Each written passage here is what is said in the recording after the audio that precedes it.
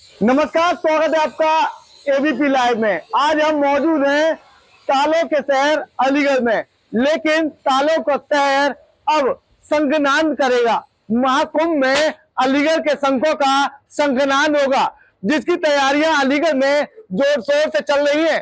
संघनाद की तैयारी को लेकर संघों का निर्माण कराया जा रहा है।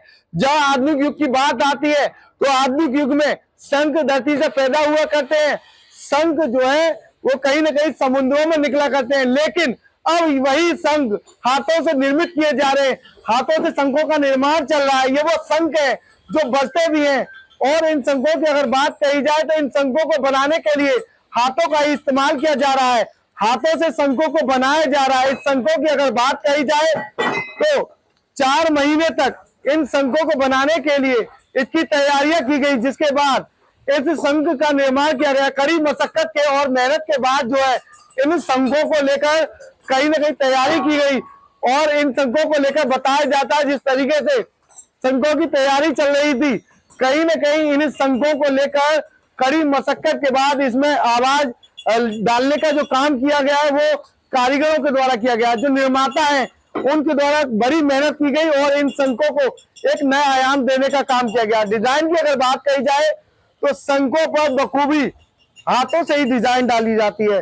संघों पर भी तमाम तरह की जो मूर्तियां हैं, जो भगवान हैं, उनकी कलाकृति यानी कि जो उनकी आकृति है वो संघों पर निर्मित की जा रही है। ये वो संघ है जो महाकुंभ में संघनाद करने के लिए तैयार हो रहे हैं। यहाँ जो कारीगर हैं अलीगढ़ के, इसको लेकर बखूबी जुटे हुए नजर आ रहे हैं। कारीगरों से ही बातचीत करेंगे और उनसे जानेंगे आखिर इन संघों को लेकर किस तरीके की तैयारियां चल रही है, कितने भागों में इन संघों का निर्माण हो पाता है। नाम क्या हुआ आपका? प्रेम बाबू। प्रेम बाबू जी, कहाँ पर मौजूद है आप? अलीगढ़। अलीगढ़ में कौन सी जगह? कृष्ण विहार। ये बताइए कितने भागों में इसका निर्माण होता है? टोटली लगभग इसके 13-14 पार्ट होते हैं जो उनको वेल्डिंग के द्वारा मैन्युफैक्चरिंग किया जाता है। पहले सबसे पहले ढलाई आती है, उनकी फीस वगैरह मारी जाती है पहले, फिर भट्टी मतलब वेल्डिंग पे जाते हैं, फिर उसके बाद अंदर की साफ सफाई की जाती है रेतियों के द्वारा, रेगमाल के द्वारा, और उसके बाद फिर दूसरे पार्ट में दूसरा भाग लगाया जाता है। फिर सबसे लास्ट में ये पार्ट आता है। प्रक्रिया वही रहेगी, वेल्डिंग, रेताई, रेगमाल, कटाई, पॉलिश, उसके बाद फिर ये चटाई डाली जाती है इन कारीगरों के द्वारा। ये चटाई करने वाले, डिजाइन डालने वाले हैं।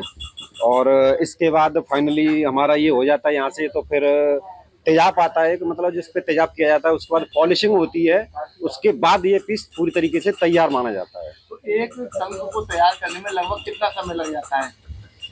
शुरू से कभी ऐसा एक संघ मतलब एक ही संघ नहीं किया जाता है, लेकिन अगर एक संघ की बात की जाए तो लगभग मेरे हिसाब से 1 घंटा लग जाता है। लगभग 1-1.5 घंटा एक संघ में लग जाता है। कब से आप ये काम कर रहे हैं? मैं तकरीबन 10 साल से। क्या मानते हैं ये अद्भुत तरीका है जिस तरह से शंख जो है जमीन में पैदा होते हैं? मेरे हिसाब से तो अद्भुत है, क्योंकि जो नेचुरली चीज है उसको मैन्युफैक्चरिंग अगर इंसानों द्वारा किया जा रहा है तो कुछ अद्भुत ही है। अद्भुत है। और वो भी बजता है ये शंख बजता भी है। शंख बजवा कर भी दिखाएंगे। फिलहाल हम कला आकृति की बात करें, जो आकृति है वो शंखों पर कैसे करी जाती है और कहीं ना कहीं इस पर जो आकृति है वो इस तरह की आकृति है मानो जैसे हूबहू भगवान की तस्वीर जो है वो पीतल के शंख पर उतार दी गई हो। इस तरीके से इसे निर्मित किया जाता है और इसे बनाया जाता है। इन शंखों की डिमांड अब देश के साथ साथ विदेशों तक पहुंच चुकी है। यही कारण है इस शंखनाद को लेकर महाकुंभ से एक बड़ा ऑर्डर भी यहाँ आया, जिसकी तैयारी के लिए यहाँ पर अतिरिक्त कारीगर लगाए गए हैं और ये वो कारीगर हैं जो यहाँ पर शंखों का निर्माण करने में जुटे हुए हैं। सबसे पहले की अगर बात कही जाए तो इन शंखों में किस तरीके से डिजाइन डाली जा रही है, ये वो डिजाइन है जो यहाँ पर जो कारीगर हैं इस डिजाइन को अंजाम देते हुए नजर आ रहे हैं। और बातचीत करेंगे। ये बताइए डिजाइन कैसे डाली जाती है? ये छेनी है थोड़ी, और ये नाखनी है और दुजी है। इनसे मतलब डिजाइन डाली जाती है। इनसे डिजाइन डाली जाती है। हथौड़ी है ये, और इनसे ये डिजाइन है। ये पत्ते हैं और ये बेल आ रही हैं, ये सब उनसे होता है, छेनियों से। कितने दिनों से काम कर रहे हो? मुझे करीबन 5-6 साल हो गए। जी बिल्कुल, 5-6 साल से ये कारीगर हैं जो काम करते हुए नजर आ रहे हैं। शंखों को बजवाने की अगर बात कही जाए तो हम शंख बजवा कर दिखाएंगे। कहीं ना कहीं ये वो शंख है जो कह सकते हैं आधुनिक युग का एक बेहतरीन नजारा है। शंख बजवाई शंख बजा के दिखाइए।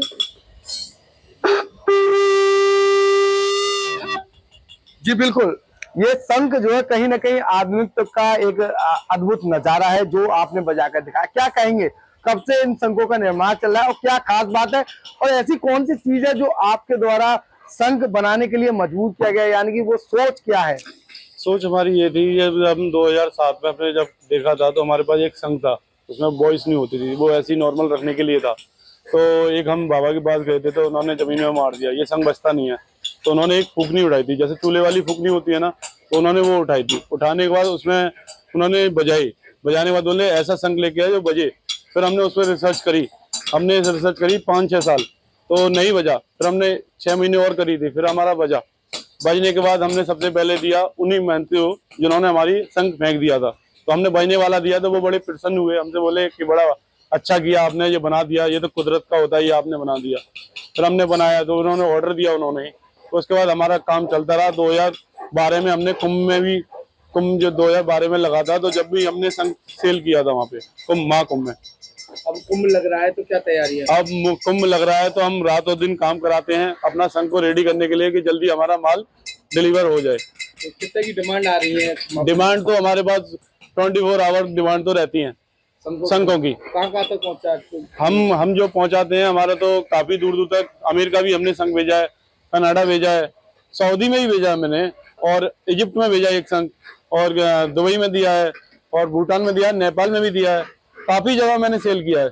माध्यम क्या होता है शंख भेजने का? माध्यम ये होता है कि जब हम शंख बजाते हैं ना, तो धुनी की जो आवाज आती है, तो घर में जो रौनक होती है ना, वो शंख इसलिए बजता है कि घर में रौनक होती रहे, और जो शंख की आवाज हो तो घर में आवाज चलती रहे, मतलब ये इसलिए।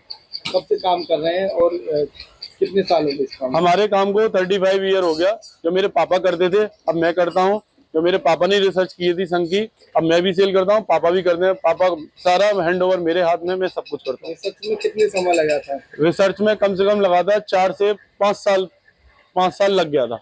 5 साल लग गया। हाँ, जो पीतल का हमने सबसे पहला शंख बनाया था, तो उसमें 5.5 साल में रेडी करके हमने बजाया था। क्या कहना चाहेंगे, एक आधुनिकता को नया रंग दिया गया है? हाँ, हमने ये शंख बनाया था, पूरे वर्ल्ड में बहुत ही लोगों ने प्रसन्न किया, और हमने जिस तरीके से बनाया, खूब लोग हमारे देखते हैं कि हाँ शंख बहुत अच्छा बजता है, और कुदरत की तरह हमने अपने हैंड से बना के रख दिया। क्या मानेंगे, भारत में पहले ऐसे जो है जो पीतल से शंख बने हैं? पूरे वर्ल्ड में इतने, पूरे वर्ल्ड में बनाने वाले शंख वाले जो हम ही हैं, जो पूरे वर्ल्ड में हम डिलीवरी करते हैं और पूरे हम बजाते हैं। अच्छा, कहीं से कोई इनाम वगैरह भी मिला है? हाँ, हम पिताजी को हमको इनाम मिला है उत्तर प्रदेश सरकार से, जो 20,000 का इनाम मिला है, तो वहाँ से हमें लखनऊ की गवर्नमेंट से मिला है। तो क्या नाम था इनाम का? इनाम का ये मेरे को नहीं पता, ये मेरे पापा को पता है कहाँ इनाम मिला था। इनाम मिला था जी। क्या कहना चाहेंगे, जिस तरह से इनाम भी मिला है, एक नई उम्मीद जो है वो जागी है, कहीं ना कहीं आधुनिकता को नया रंग दिया गया है। ताले बनते थे, अब यहाँ पर शंख भी बन रहे हैं, उसको लेकर क्या कहेंगे? हाँ, यहाँ पे बहुत सारे शंख बज रहे हैं, बहुत से लोग लोकल के ही आते हैं, बोलते हैं शंख बहुत अच्छे हैं। और हमने जो एक डायमंड कारोबारी है सूरत का, तो उसको मैंने 5000 शंख प्रोवाइड कराए थे, जो मेरे पास स्टॉक में थे। तो उन्होंने किसी का कोई फंक्शन था, तो 5000 मैंने पीस सेल किया था उनको, डायमंड का, उनका नाम है ढोलकिया, उनको मैंने प्रोवाइड कराए थे। तो काफी टाइम में मैंने, उन्होंने बहुत अर्जेंट मांगे थे, मैंने दिन और रात बहुत ही काम किया, तो उनको मैंने डिलीवर करे थे। कुंभ को लेकर क्या चल रहा है? और कुंभ को लेके मेरे ये है कि मेरा काम चल रहा है, कुंभ में मेरे को शंख भी देने हैं, और मेरा रात और दिन में अपना जो काम कराता हूँ वो मेरा चल रहा है। जी बिल्कुल, ये वो शंखनाद करने वाले निर्माता हैं जिनके द्वारा शंख बनाने का काम किया गया था। इनके पिताजी के द्वारा कड़ी मेहनत और मशक्कत के बाद, कई दिनों की रिसर्च के बाद यहाँ पर शंखों को तैयार कराया गया। इस शंख बनाने के पीछे भी एक बड़ी कहानी है, जिसको लेकर इनके पुत्र जो है, जो निर्माता है, उनके पुत्र के द्वारा अब जो कारोबार इनके द्वारा किया जा रहा है, इनके द्वारा जानकारी भी दी है। एबीपी लाइव से Khalid Ansari, Aligarh. For exclusive and insightful videos, subscribe to our new channel ABP Live Premium.